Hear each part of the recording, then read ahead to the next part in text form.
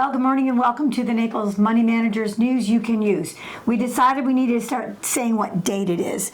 So it's May 8th, right? I believe. May 8th, 2025. Yes. That kind of helps when we put the videos out there. We are going to talk a little bit about India and Pakistan and the Fed. And I also wanted to bring two more things to everybody's attention. First of all, we're really happy now that the person who's done our commercials is not going to be doing our videos. So absolutely. They'll get out to you hopefully a little bit faster than they have been in the past. And right now we've got Viviana behind the camera. So it's always an interesting challenge. It is. It absolutely is. So we're really happy about having Nick back on board to help us get this out. Very much so. Yeah. And I'll always end with a cute little quote. I've got a nice quote for the day. The only other thing I'm going to mention is, once again, I keep seeing all these commercials for, how to lock up your title or your mortgage so that nobody can steal it. And as I've said before, all you have to do is go and lock up your own Social Security number, go down to the Social Security office, put a lock on it, and I'd put a lock on all of my credit bureau ratings, because nobody can go get a loan on your house without any of those things. So I would hesitate to tell people to use that service and pay something for something they can do for free. Yeah. And be sure of, I'm always kind of nervous about all these safety things. They're useless, folks. Well, you remember the movie? In my opinion. Do you remember the movie The Net with Sandra Bullock? Oh, yeah, absolutely. Okay, and everybody who was hacking it was actually the company that was putting all the protection.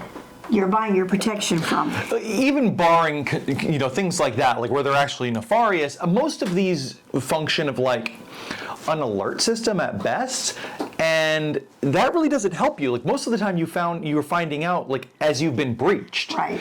And unless they have some kind of like comprehensive insurance policy that you're paying for, what's the point of finding out after someone's already broken into your house? I mean, I guess it's good to know, right. But they very much overpromise and, in my opinion, underdeliver. We had one for some of our clients, maybe remember many years ago, we had purchased, what was the name of it? I know, I can't. It wasn't LifeLock, it was, it is literally gone out of my head. I'll go through the alphabet. Yeah, but we purchased it, and even there was a whole host of problems with it that we won't get into. But even for when it was used properly, I felt like it didn't offer any real protection, especially since the vast majority of scams are perpetrated by the person themselves. And by that I mean, you're giving that person permission over the phone. Okay, so here we go again. To go through, the scam calendar, the scam absolutely. calendar that we put together with the 10 nevers, never be a sucker, and the 10 always protect yourself. It's on every page of the calendar, so that if you ever get in a situation and you're just not sure, is this real? Is this not real? All you have to do is look at that and you go, oh, I need to do this. Oh, I need to do that. And it'll save you literally thousands of dollars, because once you give them anything, the phone, the telephone is your biggest scam tool. Yeah, I kind of want to highlight that, folks, because because we were talking about these protection programs that you can buy, even if you have those, by basically giving that person permission, the scammer over the phone, which is where the majority of this come from, you're probably invalidating any protections you have, any insurances you might be paying for, because you're giving that person permission. It's no longer a crime. Yeah. You have no recourse. It's just, might as well just give them cash and walk away, because you don't have any ability to get it back. Yeah, sorry to digress, but these protection programs are not great, and the biggest threat, like Dawn always says, is the phone. Right. So anyway, okay. Let's talk a little bit about yesterday. Marcus called me not last night, the night before. Yeah, 2 nights ago now. And he's like, hey, did you hear what happened? And I was like, what? Because I was still doing a late night client meeting.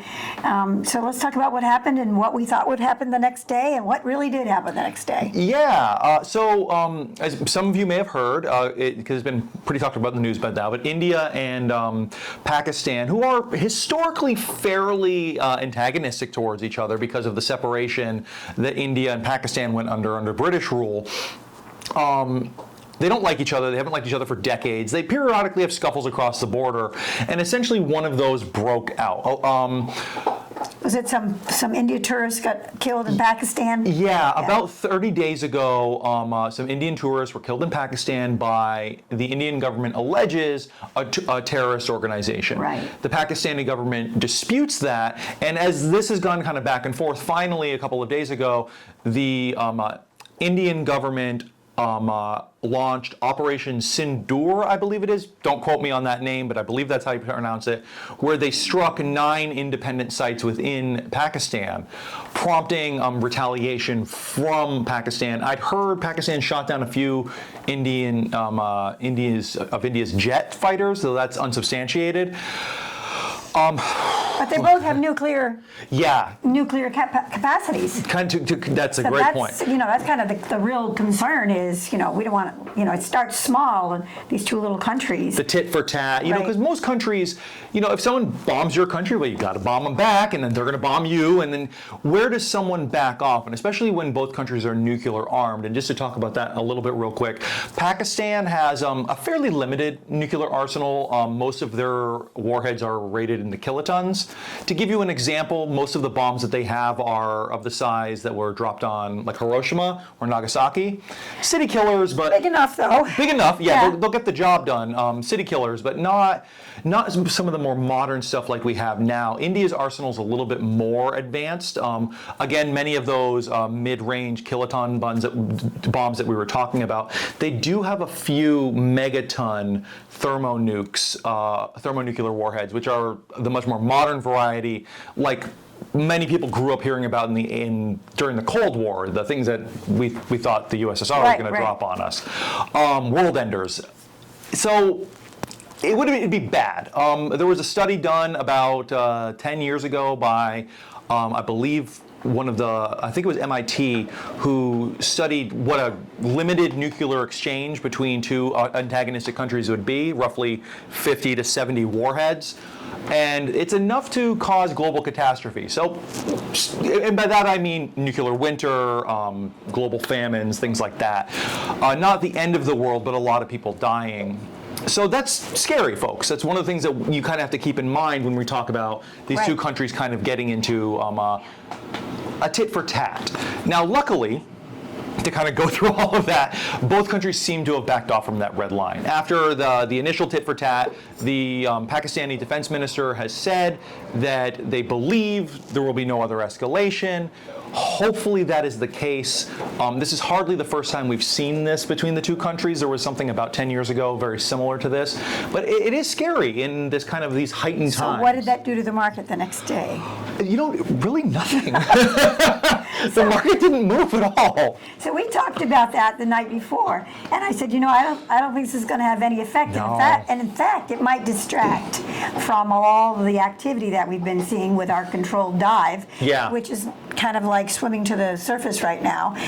Back and forth, and I'm going to keep saying it's a controlled dive or controlled swim to the surface. It's very different than what we've all experienced in the past. And then yesterday, Powell came out and spoke. Yeah, so the Fed talked a little bit, and a couple of different ways you can interpret it.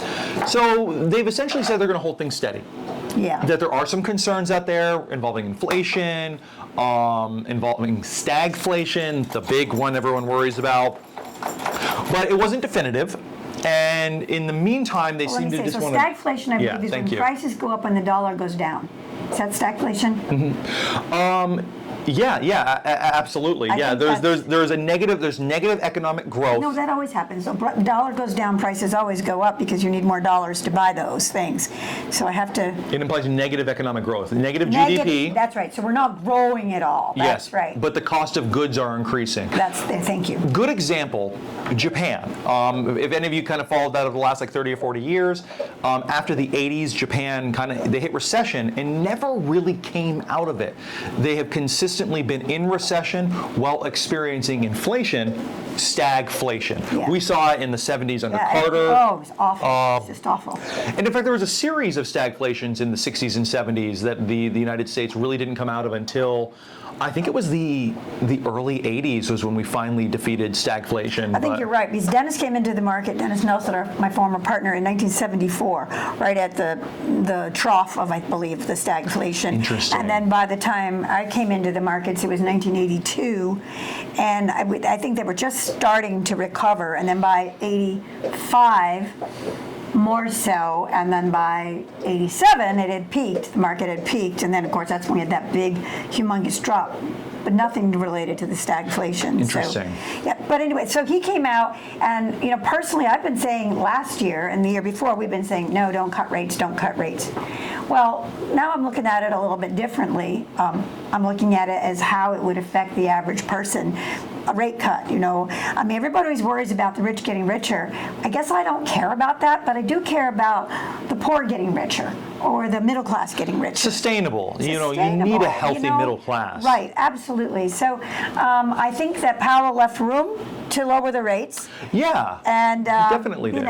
Upset the administration that he didn't lower the rates. And I don't think anybody expected him to lower the rates. The markets didn't seem to have that played into it.